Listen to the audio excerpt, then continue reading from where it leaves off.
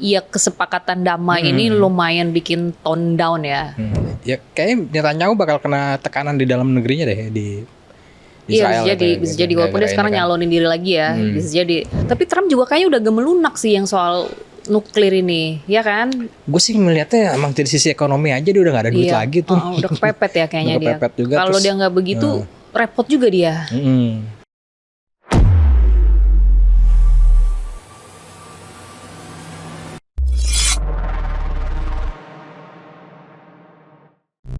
Video ini dibuat bukan untuk menyudutkan siapapun, serta diolah berdasarkan fakta dan data. Jika ada yang merasa tersudutkan, silakan tonton kembali videonya dengan seksama. Halo, selamat datang lagi nih di Lambe Politik, masih edisi internasional. Akhirnya ada secercah harapan, ada berita baik dari segala keruwetan duniawi ini. Yaitu adalah gencatan senjata, Iya. MOU ya jadinya. Disebut apa sih? MOU, Memorandum of Understanding. Iyalah nota Yes. kesepakatan lah ya. Gitu. Nota kesepakatan AS Iran. Dan lebih bahas banyak soal ini ya. Pelucutan nuklirnya sih yang diutamain sama dia. Tapi ya bener kata lu, secara harapan jadinya kita kan jadi efek dominonya ya mudah-mudahan sih positif jadinya ya.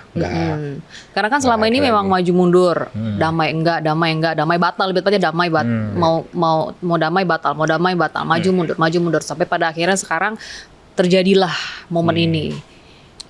Akhirnya kedua negara sepakat, walaupun berjauh-jauhan ya, nggak mau ketemu satu di mana, akhirnya taken electronic deal gitu. Tapi ini ternyata belum permanen, masih sementara. Dari Trump juga masih ada omongan-omongan kalau misalnya ya selama 60 hari ini Iran disebutnya nggak bisa memenuhi apa yang ada di MOU itu ya mereka bisa balik lagi serang-serangan gitu. Iya benar. Cuman ya menurut gue ya kesepakatan damai ini lumayan bikin tone down ya, lumayan bikin tensi menurun nih. Yang nggak 60 hari ya lumayan lah ya, lama 2 bulan mungkin bisa perpanjang, nggak tahu juga. Gue pikir sih, gue ngeliat sih emang niatnya Trump udah mau kelarin kali ya, nggak mau melanjutin lagi perangnya. Ya banyak faktor sih, faktor yang utama sih ekonominya dia sih. Iya. Kan banyak sih, tapi memang menurut gua kesepakatan ini memicu kontra, polemik, kegaduhan untuk Amerikanya sendiri gitu, untuk di pemerintahannya dia, di internalnya dia gitu kan. Karena banyak yang menganggap mungkin ini kesepakatan yang nggak menguntungkan lah, sedikit menguntungkan, justru lebih banyak menguntungkan Iran ketimbang kepentingan dalam negerinya Amerika Serikat gitu. Karena kan Trump dari awal kayaknya kalau ngomong kan benar-benar intinya adalah gimana negaranya yang nggak rugi, nggak tahu untung, nggak bahasanya untung atau enggak, tapi sengaja jangan terlalu banyak rugi gitu. Tapi dilihat-lihat sama pemerintahan internal, maksudnya internal Amerika sendiri ini kayak nggak jauh beda kesepakatannya sama kayak kesepakatan yang ditekan sama Barack Obama 2015. Pakai bahasa lain aja sih. Iya, ini kayak nggak maju gitu menurut mereka. Tapi kan kalau misalnya kita lihat yang namanya perang pasti ada menang ada kalah ya. Yang kalau dari awal sebenarnya si AS ini udah kesulitan dari segi untuk menghabisi Iran secara cepat lah, kan? Yang ngeluarin banyak duit, ngeluarin banyak senjata, dan yang kalau nggak senjata dari mereka sendiri yang biayain Israel buat menyerang Iran.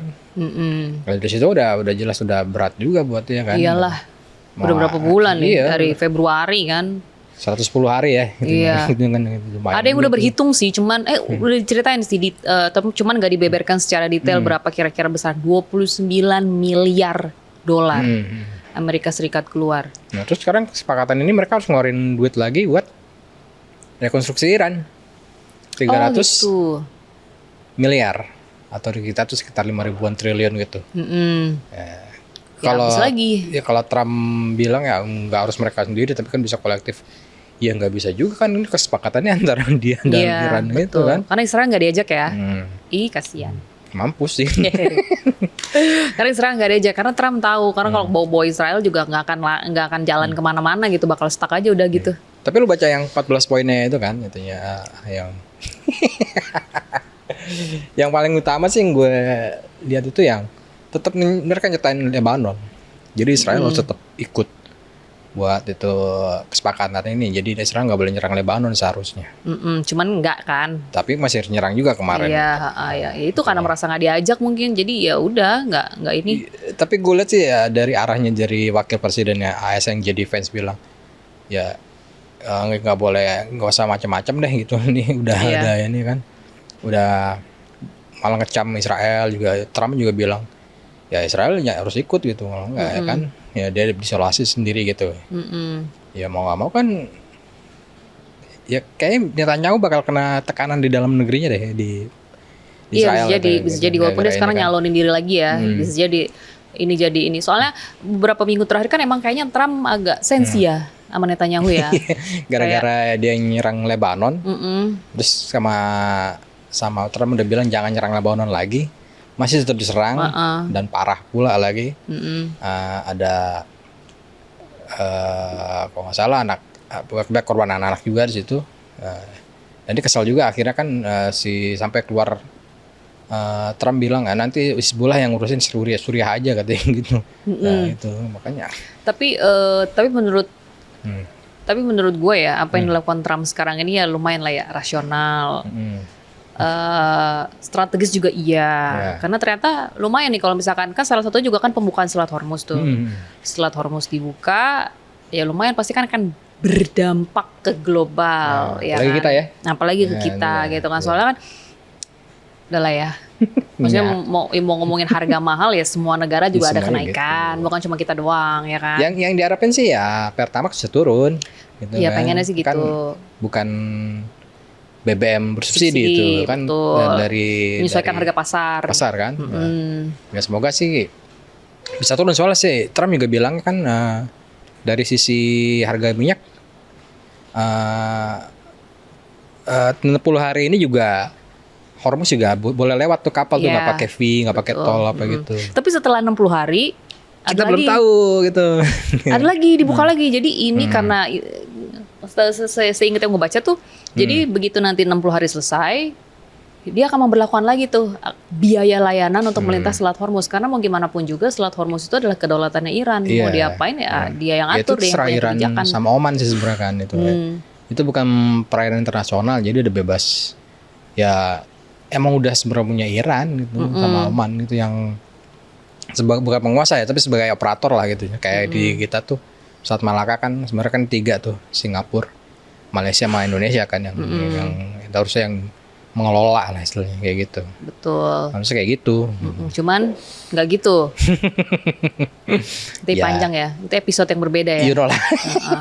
Oke. Gitu. Cuman kalau yang si Selat Hormuz ini, kayaknya yang ngomong itu si juru bicara runding ya, juru bicara runding Iran yang ngomong setelah 60 hari ya udah kita akan membebankan lagi biaya layanan untuk siapapun yang melintasi Selat Hormuz, karena mau bagaimanapun juga itu kedaulatan Iran gitu. Kayak, itu kan karena di MOU itu nggak disebutin lagi setelah 60 harinya itu harus kayak gimana kan.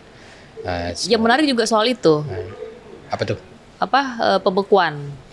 Jadi dibuka unfreeze asetnya Iran. Lumayan ya Iran dapat dana segar. Sebenarnya banyak ya.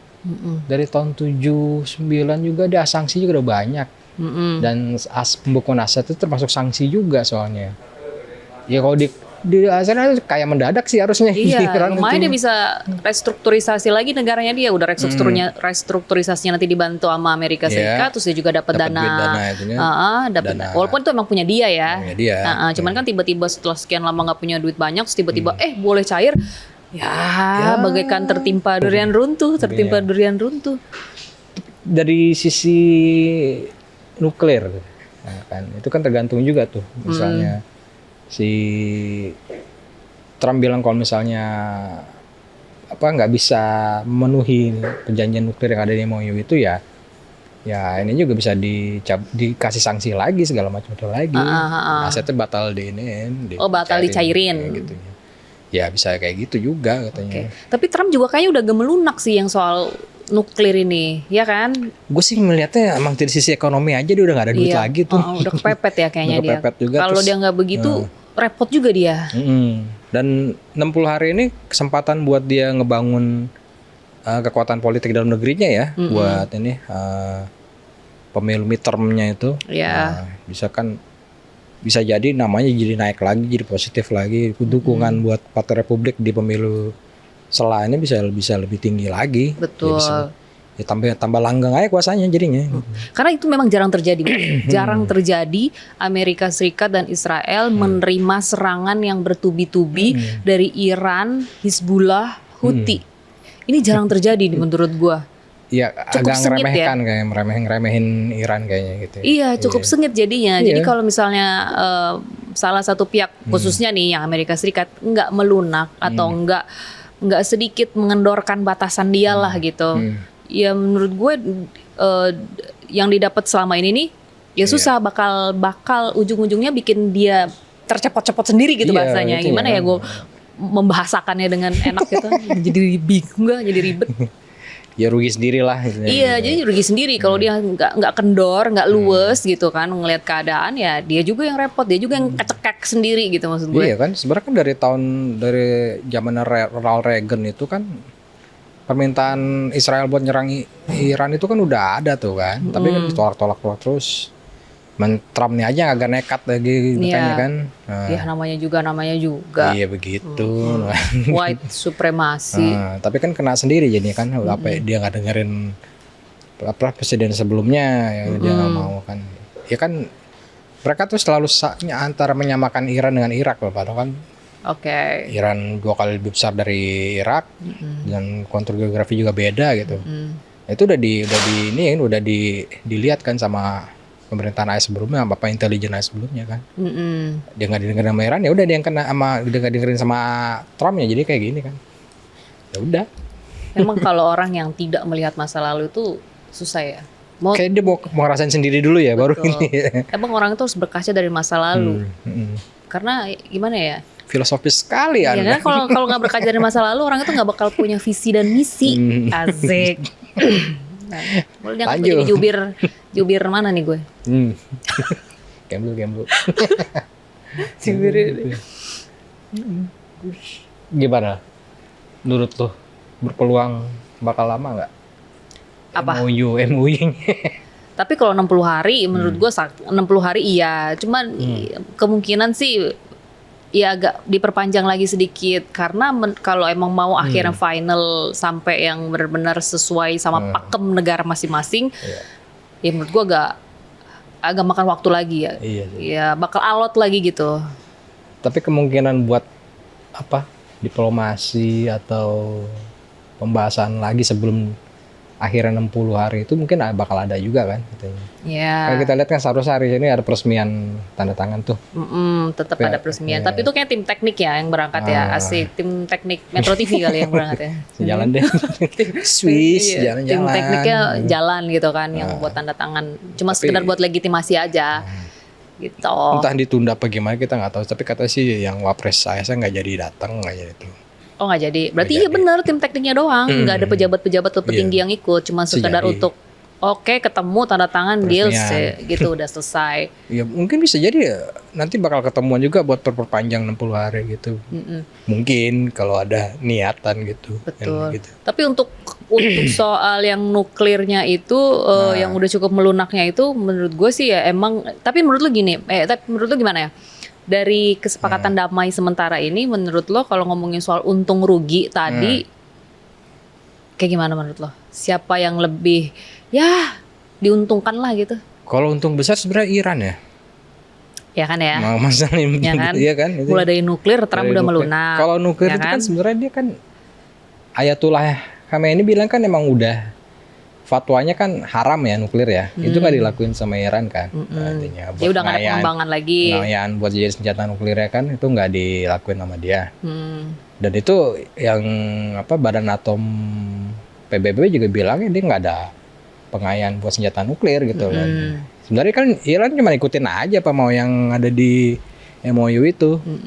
Tapi dapat semuanya juga dari sanksi bisa dicabut, terus aset bisa dicairin, ya kan? Terus apa lagi tuh? Selat Hormuz. Hormuz dibuka dan dapat untung juga kan sebenarnya dari Hormuznya dia tetap dia. Ya biar ditutup juga dia masih dapat untung, dibuka aja lebih banyak lagi untungnya kan buat dia. Gitu. Ya, udah. Kalau sanksi dicabut berarti kemungkinan besar Iran bisa bebas jual minyaknya juga dong. Oh iya, benar. Ya kan? Ekspornya bakal bisa kemana-mana. Kan selama ini kan di-ban sama Amerika dan sekutunya. Jadi paling terbesar partner dagang dia memang Cina kan. Iya, iya kan. Ya mungkin dia bisa kemana-mana lagi. Nah, berarti kan untungnya udah gede banget itu Iya, dari juga. Cina aja bisa dapat 45 miliar dolar. Dari Cina toh, satu negara ya. Belum lagi kalau dia buka lagi buat trading ke negara yang lain. Yang itu ya. Dia kan masih banyak lah ya minyaknya dia ya gitu, gila. Iya, kita sih nggak terlalu. Ternyata kita tuh minyaknya nggak fokus ke Iran ya. Kita memang gitu. Buka kemana-mana ya. Kemana-mana. Tapi jalur minyak kita banyak ngelewatin Hormuz itu. Masalahnya di situ. Ya untung buat kita juga lah, 2 tank kan masih di sana kan tuh. Bisa lewat benar, lagi. bisa balik lah ya. Semoga aja dengan kayak begini situasi. Cuman menarik juga omongan Trump yang bilang kalau yang soal si nuklir ini, ya kalau negara-negara tetangga dia punya nuklir aja nggak apa-apa, ya udah kenapa mereka enggak? Menurut gue tuh jadi salah satu omongan yang wah, ya apa ya kayak. Ya iya memang harusnya begitu lu mikir ya gitu maksud gue. Masa yang negara-negara lain diain boleh sementara Iran kayaknya ditekan supaya nggak punya gitu kan. Jadi kayak apakah akhirnya sudah terbuka pikirannya gitu. Ya itu dia.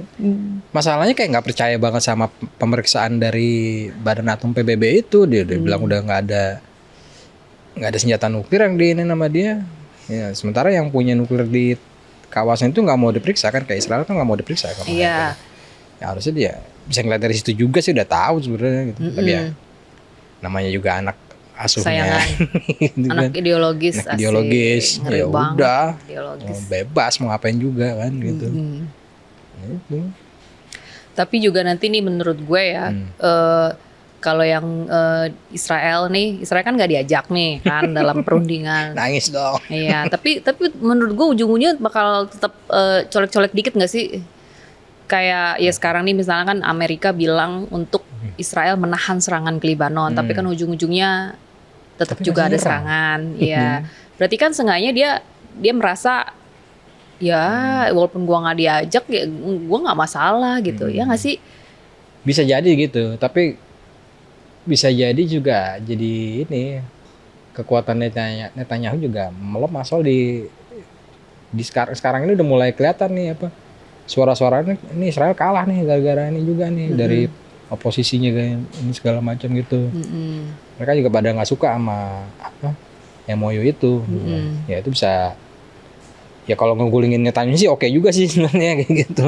Walaupun tapi nggak tahu ya. Tetap aja dia nggak peduli sih ya. Iya maksudnya ya apa yang terjadi dalam negerinya Israel nggak terlalu ini juga ya, apakah memang mayoritas masyarakatnya mendukung dia jadi perdana menteri makanya dia mau nyalonin lagi atau udah muak gitu karena kan ujung-ujungnya kan akhirnya mereka kan kena juga maksudnya kena dampak perang-perang ini juga gitu ya, pasti lah ya kemarin-kemarin itu kan waktu lawan Hamas itu kan cuma di sedikit doang ya kena ya, tapi pas lawan Iran tuh baik banget kena dia itu dan itu nggak diliatin ke media ke global itu ya kan? Lawan Hizbullah juga lumayan kan. Iya. Dan itu warga Israel juga takut gitu. Iya. Makanya kan. Mereka kan ya biasa tenang-tenang tiba-tiba kena rudal gimana? Iya, walaupun mereka Zionis kan asik kenapa gue jadi ini ya maksudnya mereka sipil juga gitu kan. Maksudnya nggak ngerti urusan apa-apa gitu. Tetap sebuah warga negara yang berhak hidup damai gitu. Maksudnya tenang, nyaman gitu kan. Ya sama kayak Palestina juga maksud gue. Cuman intinya adalah lepas dari itu mereka sama-sama warga sipil yang sebenarnya kalau mau bisa nggak perang mungkin ya yang warga-warga yang sipil itu gue nggak tahu apakah mereka Zionis atau enggak mereka pengennya sih nggak perang pasti kan nggak mau terlibat nggak mau kena dampak gitu bisa jadi gitu ya pengen tenang pengen aman tapi kayaknya nggak bakal juga sih selama masih kayak gitu. Tapi kayaknya susah memang Israel tuh kayak semua yang ada di kepala dia tuh dari bayi udah didoktrin kalau lu itu adalah bibit unggul asik. The chosen one. Lu bisa bantai semuanya. Seenaknya aja ya gitu tapi ya mau diajarin juga kan di sekolah-sekolahnya juga gitu. Ya, ya kalau mau jahat sih gue sih biarin aja dikenain kan. Oh iya sih, ya kalau mau jahat ya, ya udah satu negara tuh udah sekalian biarin aja di, gitu. di boom gitu kan dia. Tapi ya gue sih tetap nggak yakin dia bakal ngeredakan serangan itu ke Lebanon yang masih tetap ada pas serangan-serangan itu. Gitu kan.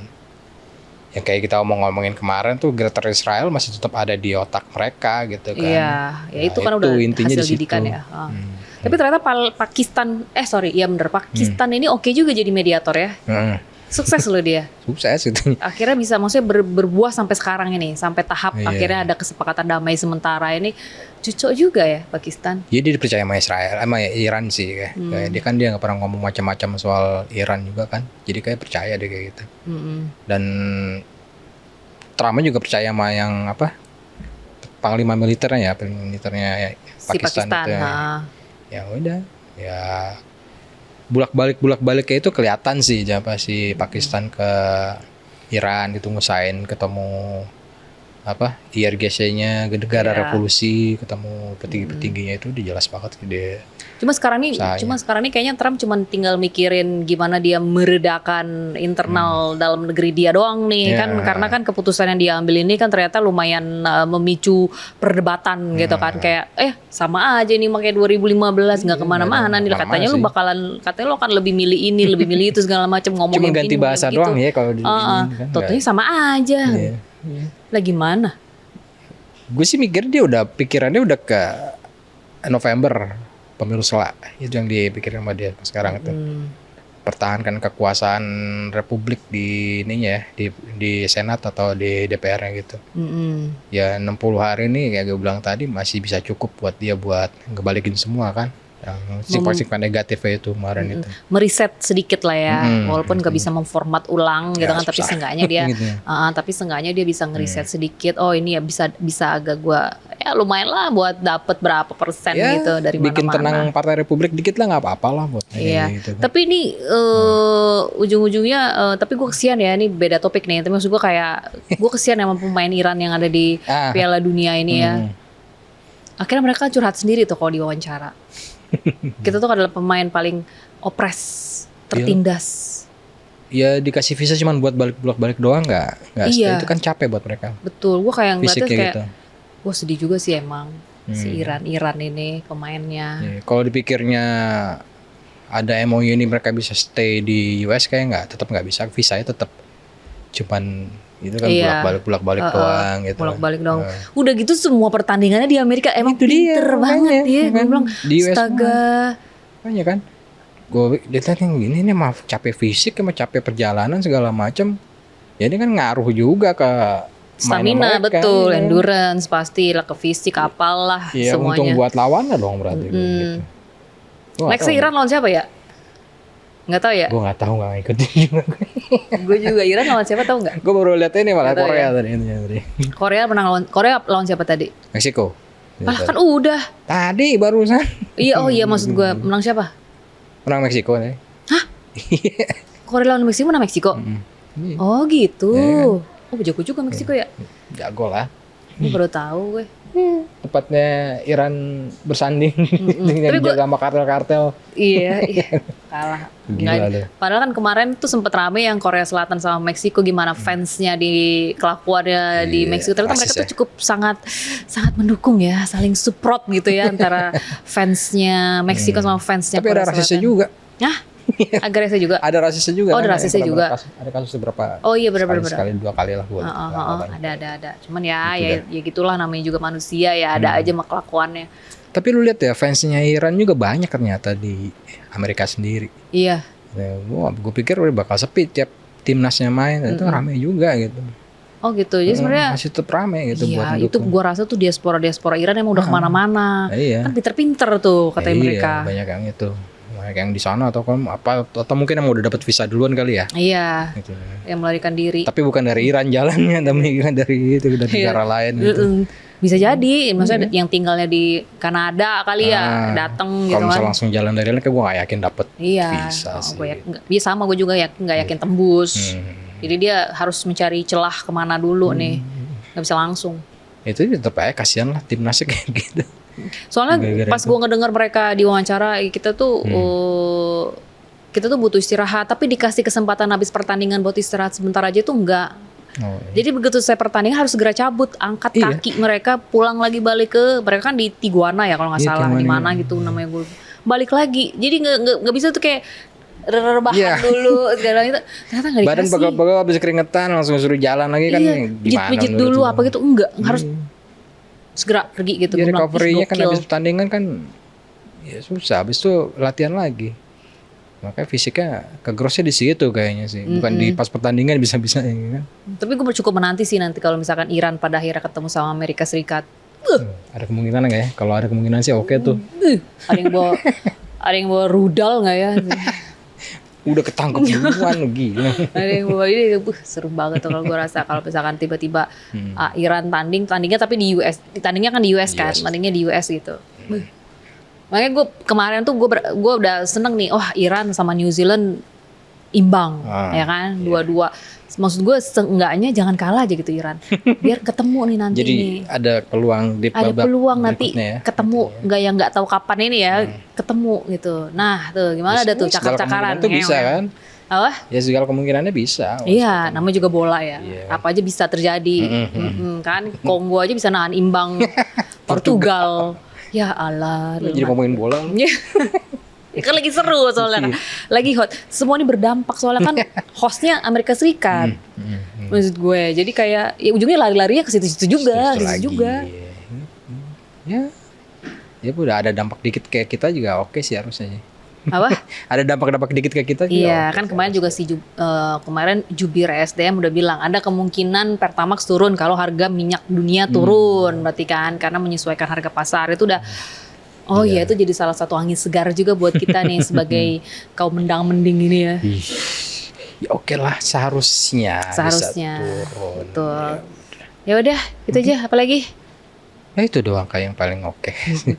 Jadi selama ini jadi sekarang ini kita tinggal tunggu ada berita baik dari sektor yang lain. Maksudnya apalagi harga energi ya, harga minyak gitu. Minyak itu paling kita nantikan. Hari paling kita nantikan dari kesepakatan damai sementara ini yang semoga bisa jadi permanen.